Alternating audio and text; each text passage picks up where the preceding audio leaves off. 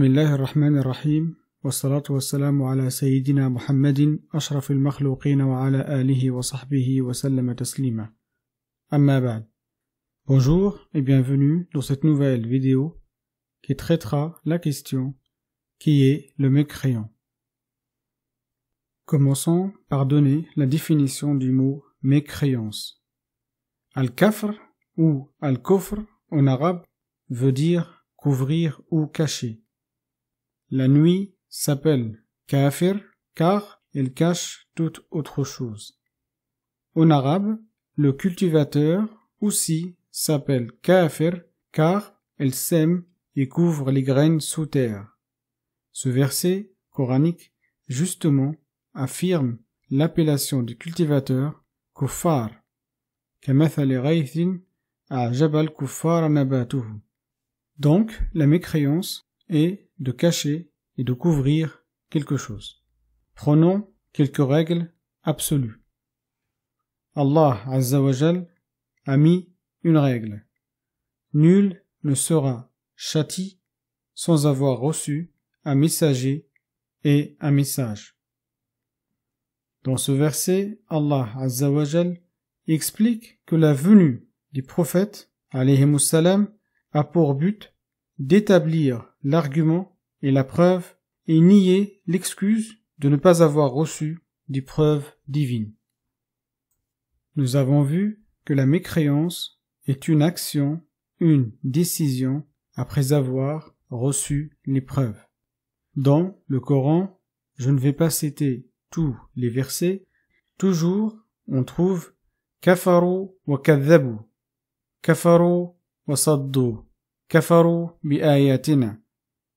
C'est comme l'exemple du cultivateur quand il sème et couvre une graine et la conscience et connaît quelle graine il a semée, c'est un acte délibéré avec science et savoir. Ce verset confirme ce sens. La mécréance est d'avoir la certitude de la véracité des preuves divines, puis les nier par orgueil ou injustice. Une question se pose. Est-ce que la plupart des gens de notre époque sont dans le cas de refus et de négation du message après certitude? Al-Imam al-Ghazali rahimahullah a divisé les gens en trois catégories. Une population qui n'a rien entendu du prophète sallallahu alayhi wa sallam ou de l'islam, les tribus d'Amazonie ou les jungles d'Afrique, par exemple, ceux-là sont considérés comme Ahlul Fatra, les gens de l'époque. Ce sont des gens qui n'ont reçu aucun messager ou message divin.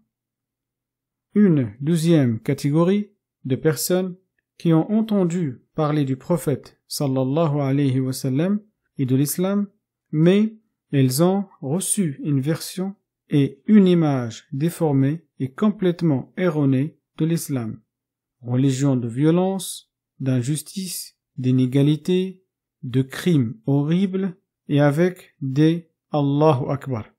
Ceux-là, nous ne pouvons pas les classer parmi ceux qui ont reçu les preuves d'Allah Azza wa Jal, puis rejeté et couvert.